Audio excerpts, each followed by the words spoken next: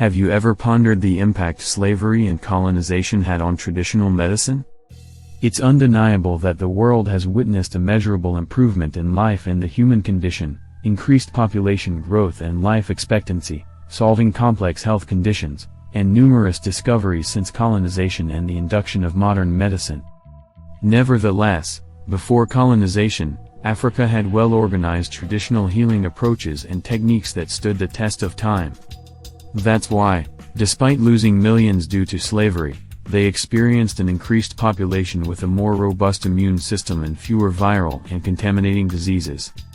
They had the ability and mechanism to resolve complex medical situations locally. They could determine and anticipate a problem from the conception of a baby in the womb, and be able to provide a proactive solution through administering an enema, for instance. However, slavery and, most importantly, colonization completely distorted the traditional healing trend with enormous advantages. Introducing modern curative approaches, from setting up clinics and hospitals and attending to wider groups of people irrespective of disease and illness, completely undermined the importance of traditional medicine and healing and how Africans combat diseases and infections. The consequences are that healers and elders who mastered these treatments didn't pass much information down. If they did, it wasn't organized for the new generation or allowed to develop to a regional, zonal, or national recognition stage. Whether by ignorance or design, we know slavery and colonization, including the introduction of modern medicine and other aspects that profoundly affect Africans, could not obliterate a people's tradition and culture imbued with God-given ability and ways of doing things. For the past 2 decades, and with the introduction of social media, many people worldwide have become aware that not every illness, pain, and infection is treatable in the hospital. Obesity, sterility, cardiovascular diseases, intestinal disorders, and many others have no clear-cut treatment procedures. Even if some do, they respond to individual usage differently. Hence, the realization that many illnesses have defied modern medicine or that modern medicine does not provide complete cures is predominant today. Scientists and non-scientists, including ordinary citizens, are flying all over the jungle of the tropics and African primary forests in search of herbs and concealed healing techniques hitherto unknown or that the outside world is unaware of. The African forest south of the Sahara still contains thousands of unidentified species in the form of herbs, fruits, and nuts, which are yet to be researched and classified. Taking advantage of these loopholes in modern medicine, it's unsurprising that speculative alternative treatments and curative measures from unconventional and untrained individuals and groups have inundated social media.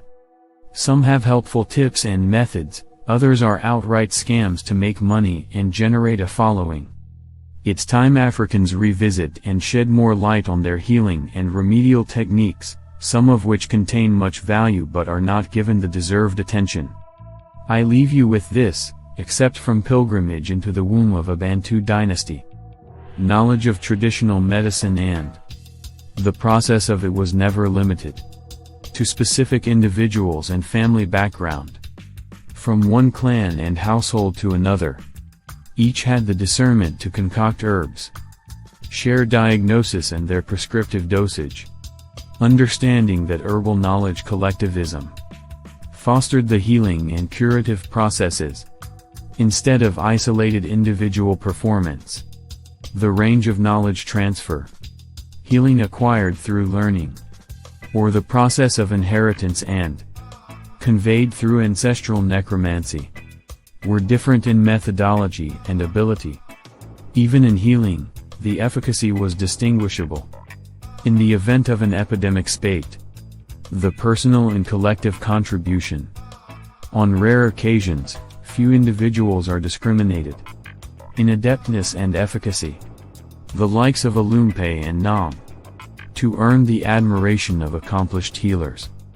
Nevertheless, to attain Olumpe's ranks, Nam out of the ordinary, gave a new meaning to traditional medicine by performing a visual enteroscopy, what Olumpe considered a miracle, on one of his kidney patients, who happened to be Senge, the king's daughter, Ilumpe, like other villagers, through diagnostics, could determine a kidney patient and provide immediate treatment. But no one had the proficiency to determine if one or both kidneys had deteriorated, and the extent of the deterioration. Nam put water in a semi-cylinder calabash. Squeeze some herbs into it, including a red coloration produced from a garden egg like wild fruit. On Nam's orders, Sene stood by the calabash and stooped to wash her face and hands, placing her right hand on her stomach, and Nam holding her left hand, upon rising, the anterior of her anatomy displaced in the calabash to Ilumpe's stupefaction.